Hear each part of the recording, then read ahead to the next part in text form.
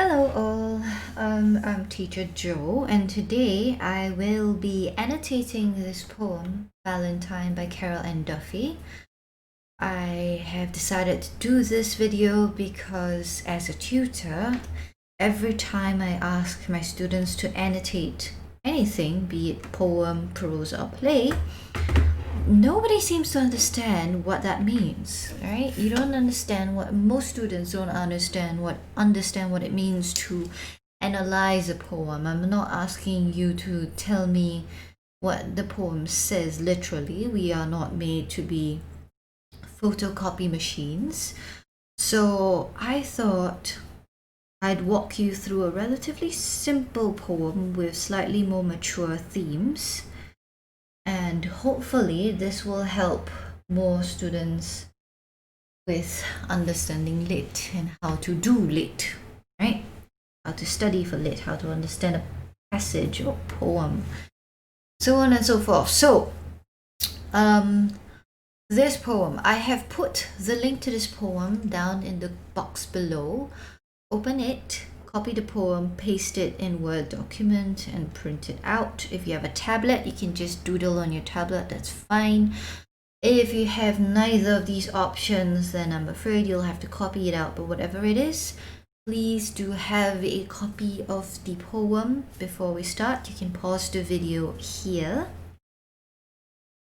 Now, if you've already got your poem in front of you, I'd like you to know that I will try to proceed at a reasonable pace so that you can copy down whatever is shared, whatever this is analyzed, and your own thoughts as well as we go through this poem. I will not be making the final annotations available for download because that kind of defeats the purpose, right? I'd like you to learn how to do this. You can't memorize 1,000 poems in the hope that one of them will appear in the unseen section of your test or exam. So let's learn how to do this so that you may do it for yourself regardless the piece. Okay? Without further ado, I will read through this poem once for you, but when it comes to your exam and tests, do read through it at least twice.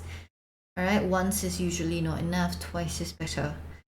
But I will read through this once for you. So, Valentine by Carol and Duffy. Not a red rose or a satin heart. I give you an onion.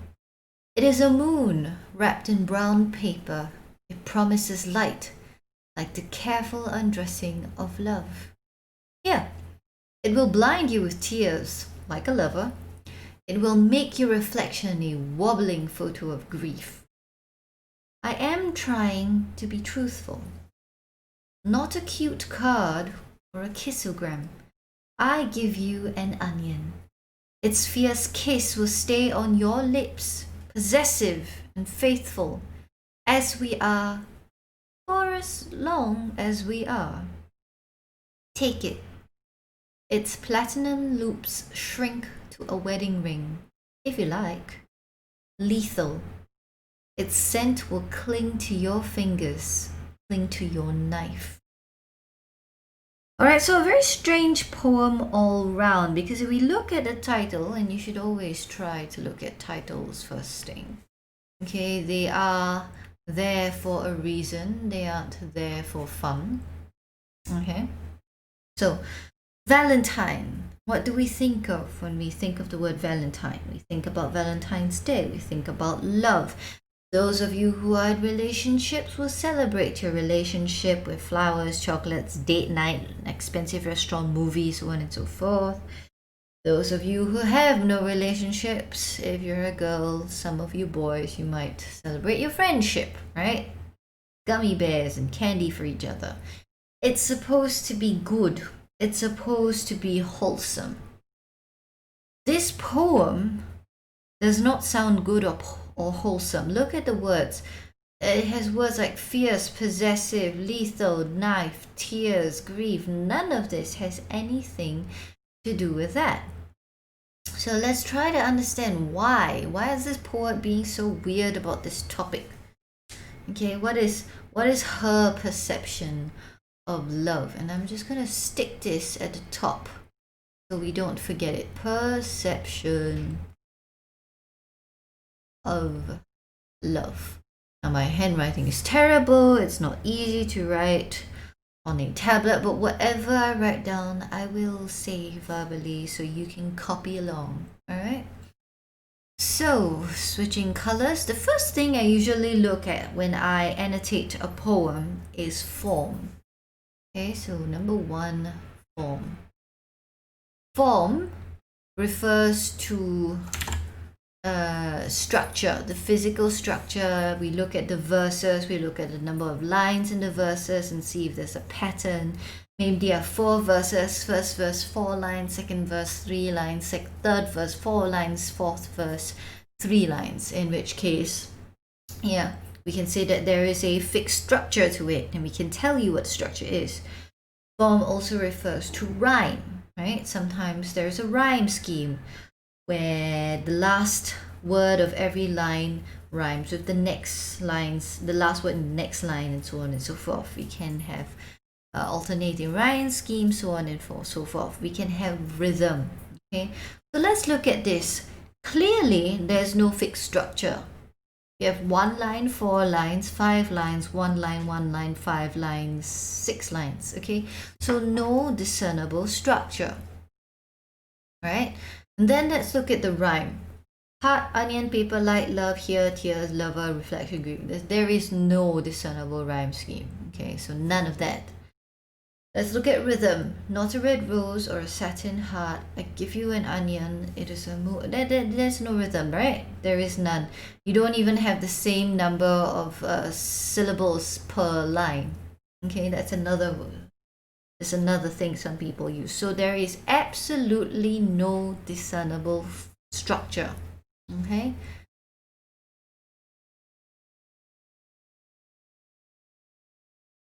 So I'll write that down. No discernible structure or rhyme scheme or rhythm. Blank.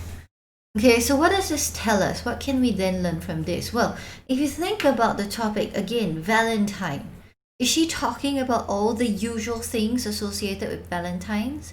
No, she isn't. So she is breaking away from traditional poems with a title like Valentine, with a topic like love. So we can therefore say, just as there is a breakaway from traditional poetic form, in which there is at least a structure, or at least a rhyme scheme, or at least a rhythm. Her seems like speech. She's just talking, right? Just an endless stream of words. Okay, just as there is a breakaway from traditional poetic form, she is breaking away from traditional traditional normalities. What? Oh, knickers. Traditional thoughts of love. Let's use that instead. Okay? She is talking about love. She is. It's just not the usual sort that we are familiar with, right? Where has my cursor disappeared? There we go. Okay?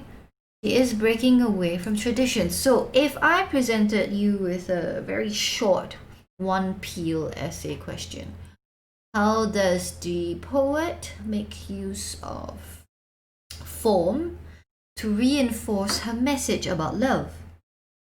I can say the poet uses form to reinforce her message that love is painful. Okay, her deviant message that love is painful by breaking away from traditional poetic form. Just as she does not talk about the traditional thoughts on love, the traditional perspectives on love, she has broken away from the traditional poetic form.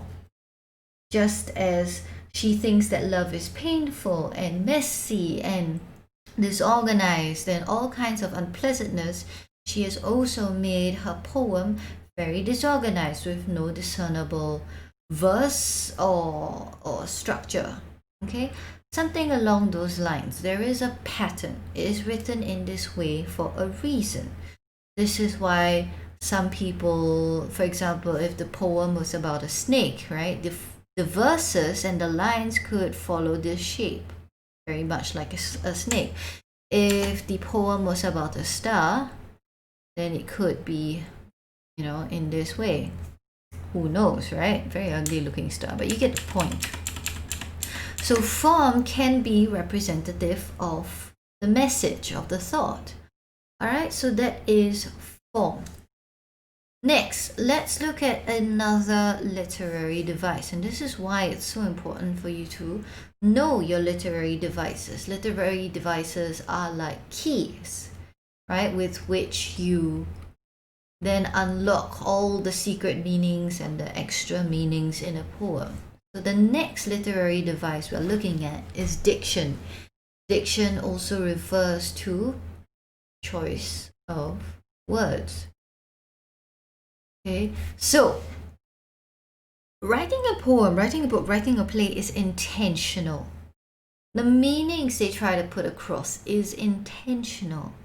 As such, when they use certain words, it's intentional. It's not random. They just use a word because it kind of means what they mean. No. Okay. So let's look at the slightly stranger words that we would not normally expect to see in a poem like this about love. Right? We have tears, grief, fierce, possessive. That's not a good thing. I just like to say it here and now. Possessiveness in a relationship is 9 out of 10 times very bad. Okay. Lethal, knife. All right. These are not very, very positive words. Okay. And it makes us question, well, why would she use such words in relation to love, right?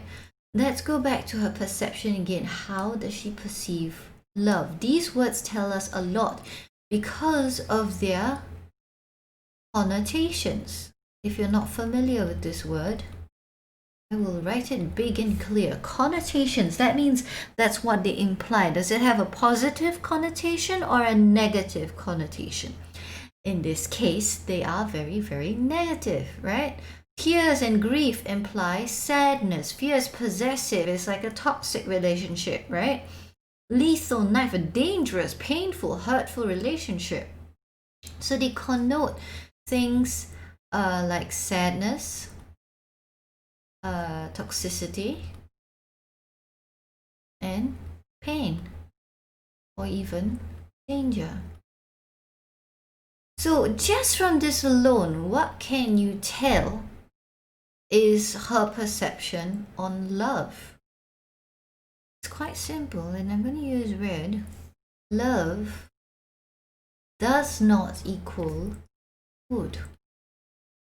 Just because you say I love you and the other person says I love you too, it does not mean the relationship is happy, healthy, or safe. And that's what she's trying to put forth. She uses a title like Valentine to get attention. People like to read happy things, right? Oh, what's this lovely love poem? No, it's not. It is a love poem. It is about love. It's the truth about love, right? But she's showing a different perspective. Okay? So let's highlight this perspective. Oh, this is a bit bright, wouldn't it be? Yes. I am trying to be cool. Right. She is, and I'm going to put number 3 here. which is how I keep things neat. She is providing us with perspective, a different one. She knows that we perceive love with red roses, satin hearts, cute cards, kissogram, very cute. Right? She's presenting a different perspective. Love is an onion. What do you mean by an onion? An onion makes you cry. An onion's taste is strong. It sticks to you possessively. An onion can be lethal in its, when you fart after eating a lot of raw onions, have you smelled that? It is like poison gas, right? So she's providing perspective. Now here we see a pattern, a pattern in the form. I'm not sure if you've noticed it. So first, she talks about love. I'm telling you that love is an onion. That's her introduction. We go, why? Why an onion? He says it will blind you with tears like a lover, right? It will make your reflection a wobbling photo of grief. And like, what? This doesn't sound good, so I'm gonna write this down. Stage 1. Tears and grief. Tears and grief equals sadness. Love brings about sadness. Then she has to clarify, I'm trying to be truthful. Just bear with me. I am going to make sense. And then she moves on to the next bit. She uses the words fierce and possessive, right? So this implies love can be toxic. And then she finishes it off with the words lethal and knife. Love can be unsafe, painful. Notice the progression. Look at it. This is like low level pain to a slightly higher level pain to complete and utter pain. So there is a sort of structure.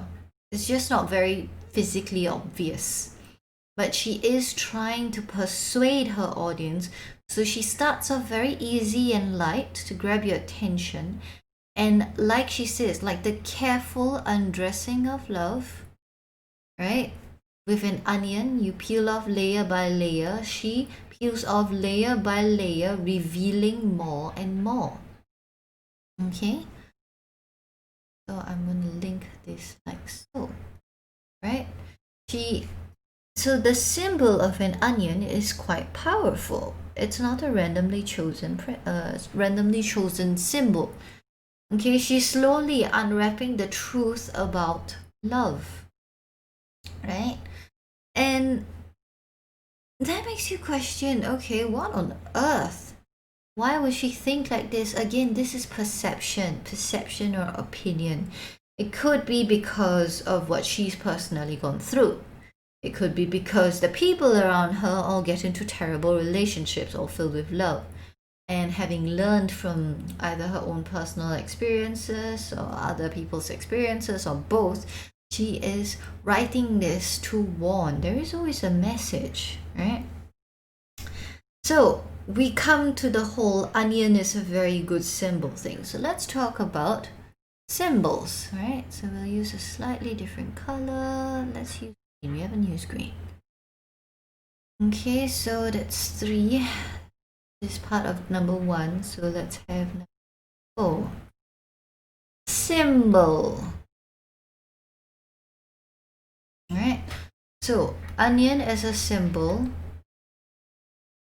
A symbol of love or relationships.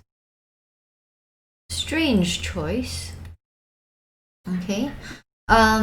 So let's start with the first bit. Why an onion? It is a moon wrapped in brown paper. That makes perfect sense.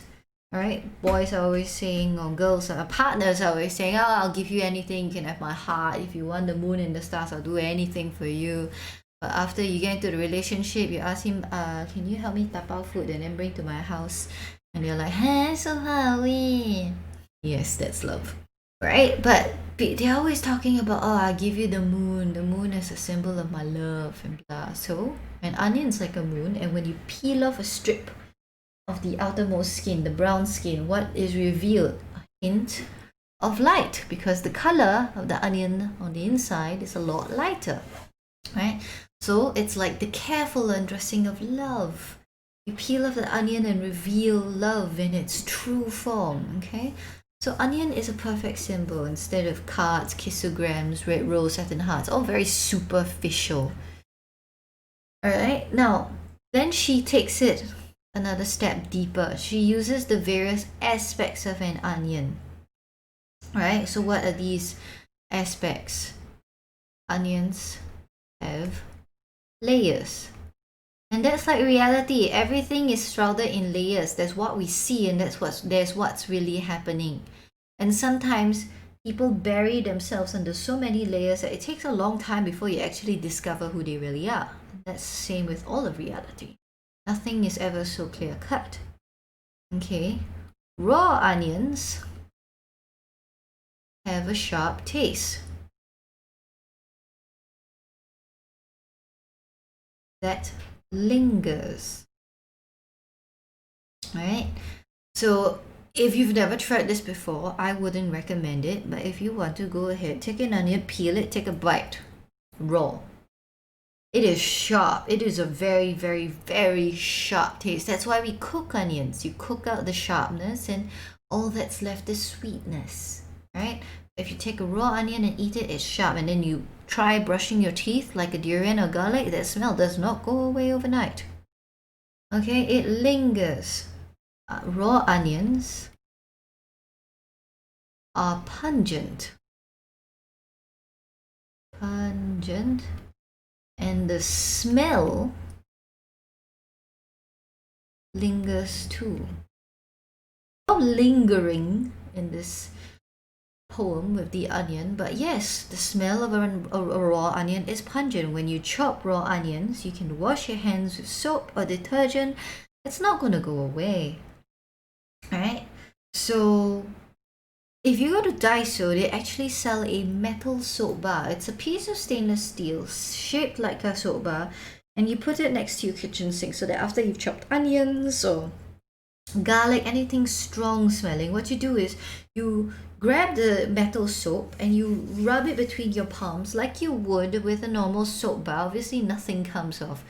But there's some scientific thing with the ions and the chemistry, and basically it removes the scent chemicals from your hands. That's really the only way to get rid of the smell of onions. And if you dig your nose, you'll be smelling onions for the rest of the day. So, like the scent of onions, right? The smell will linger. And she says these aspects, these characteristics of onions are exactly like love. And she shows it. One more, I forgot. Oh, onions make you cry. So she uses this to say, yeah, it's exactly like love. Number one, onions make you cry. Lovers will make you blind with tears too, right? Onions have layers, so do your lover. When you first fall in love with them, you carefully undress. Oh, it sounds so nice, right? Actually, when you reveal, the brown paper keeps everything in. The moment you reveal it, the pungent smell, the sharp taste, the chemicals that irritate your eyes all come out. Like lovers, when we first fall in love with them, they seem nice, and then over time we realize they're quite grotty. Okay? So, they have layers. Raw onions have a sharp taste that lingers, right? Kind of like possession, and that's how he describes them, as being possessive. Now, possession is not a good thing. It's not the same as loyalty. It's not the same as faithfulness. It's not exactly a very healthy kind of love, because there's absolutely no respect in possession. It's very toxic. Likewise, raw onions are pungent and the smell lingers. He describes that as being lethal, because some relationships do end up being very lethal. If you read the newspaper, you will occasionally come across news articles where a couple's relationship is just very unhealthy, they fall out, one tries to break up with the other, they get violent, and all kinds of abuse happens. It can be lethal. Okay, and we'll go in greater depth into this. All right, so that's why she uses onions as a symbol. So 4 literary devices down, let's move on. Number 5, imagery. From the name, image, that helps you to understand this a little clearly. It's one of the most common, again, one of the more commonly used literary devices, very easy to understand. Now you should know there are various types of imagery. So you have sensory, to do with your skin.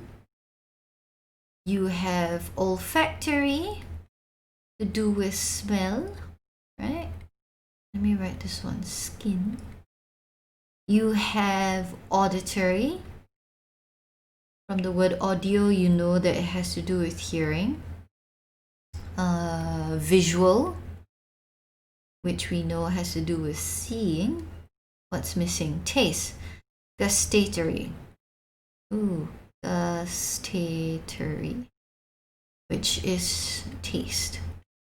Okay, so there are 5 types of imagery because we have 5 senses with which to create an image, right? And the whole point of imagery is to help you picture it. Picture what the poet, playwright, author wants you to picture, so you get a much closer idea, a better idea, especially of what your characters are feeling or thinking or experiencing. So it's almost like you're there, right? So let's look at this one. Here, it will blind you with tears like a lover. Again, onions release a chemical that makes you cry when you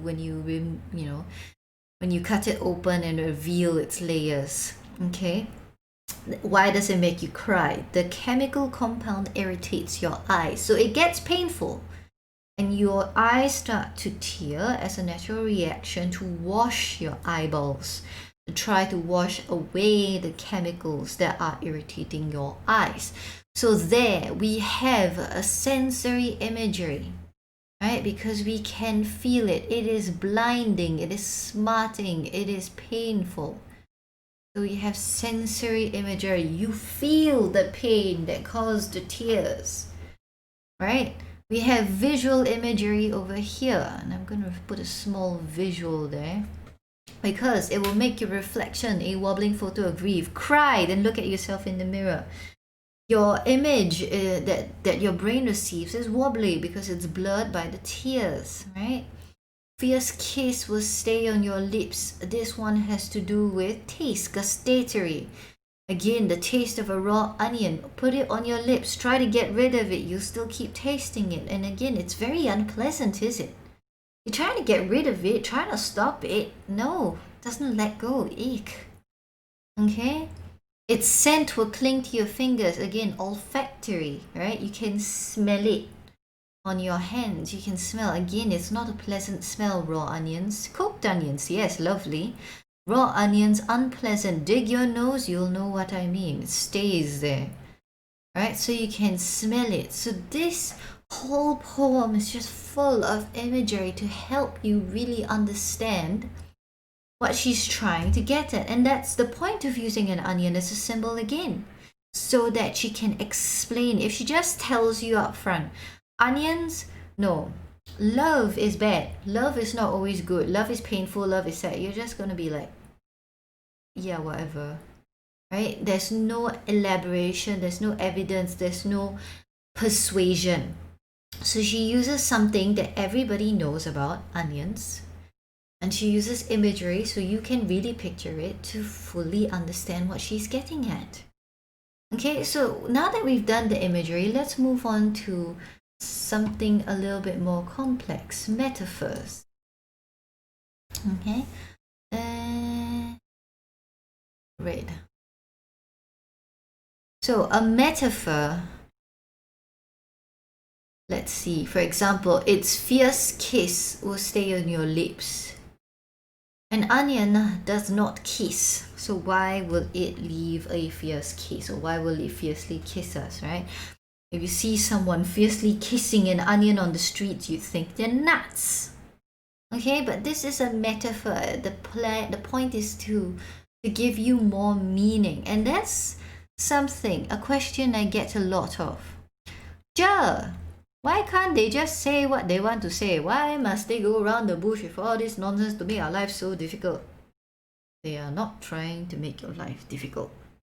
This is just how you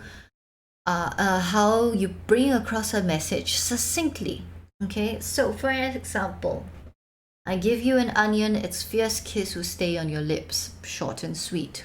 You get it, right? Strong taste stays on your lips. Kiss, because we're talking about love. If I were to remove the metaphor and say it like I intended it, or like the poet intended it, it will go something like this.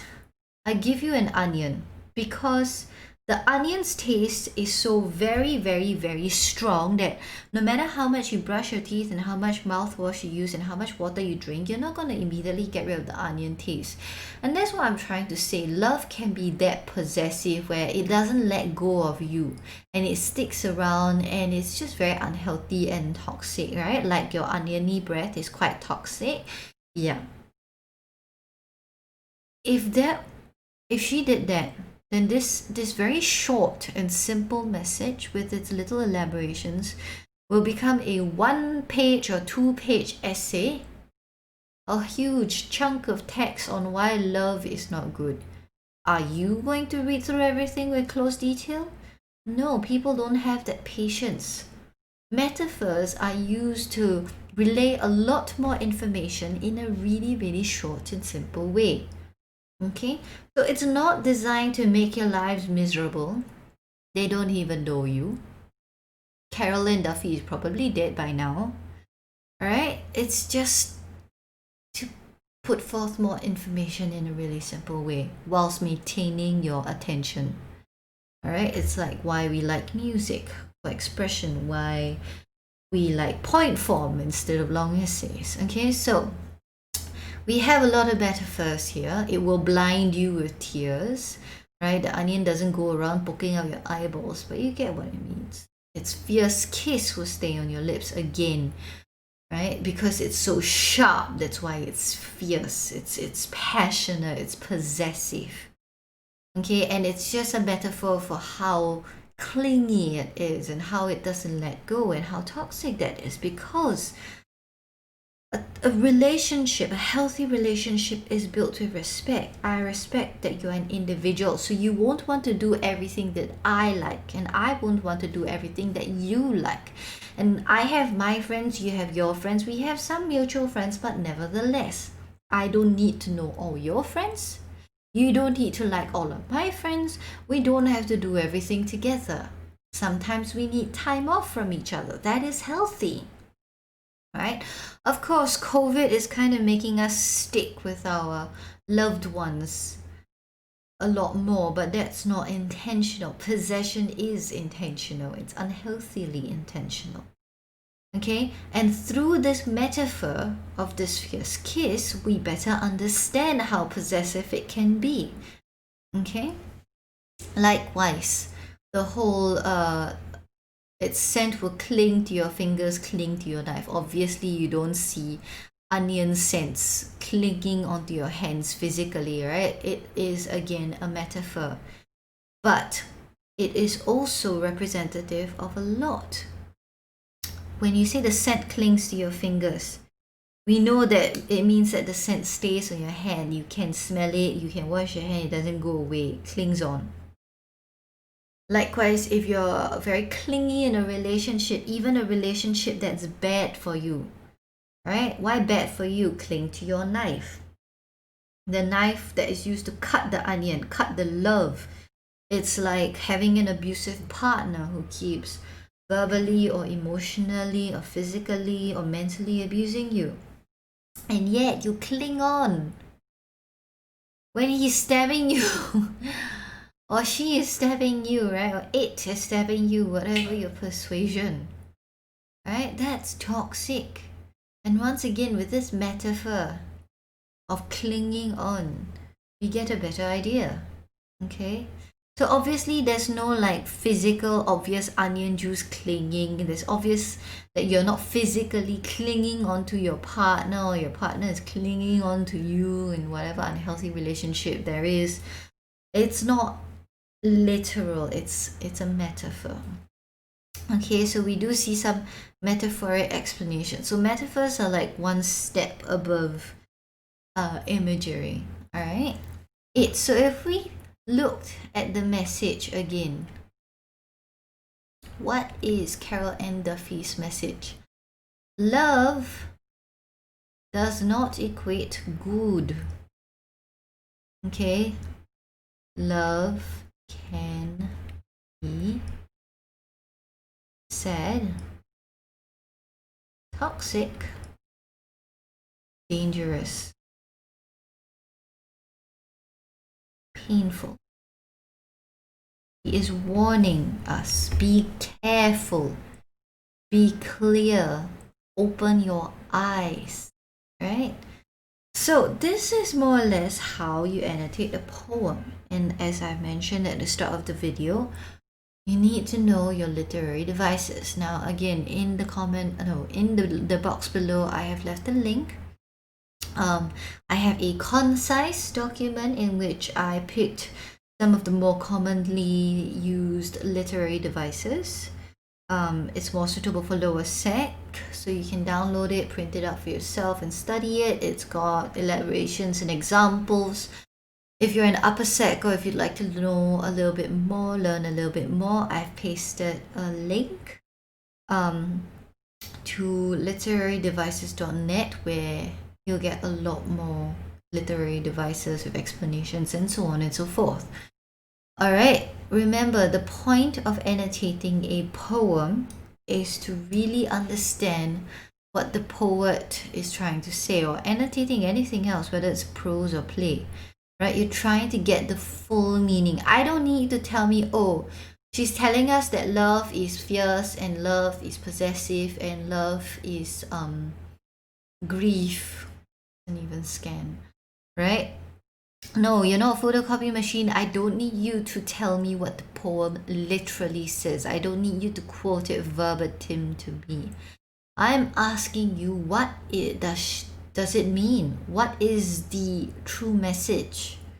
And what is he or she really trying to say with all these words and all these symbols and all these perspectives and all these imageries and metaphors and use of form and so on and so forth? What does it really say? Okay, so I hope you find this helpful. If you have any questions or any additional thoughts, other literary devices you'd like to bring up, by all means, go ahead, add it in the comment box below. I hope that everyone can respect each other in our discussions, because we are ultimately here to learn. I don't care if you're a beginner or an expert, right? Let's just have healthy conversations. And if you have anything else you'd like to ask, you are free to contact me privately through my website, links down below. Until the next video, have fun with this. I hope you do well for the upcoming exams if you're in Singapore, and just push yourself. Holidays are coming soon. Push yourself for the next few weeks, and then it will all be over. All right, so good luck. Bye bye.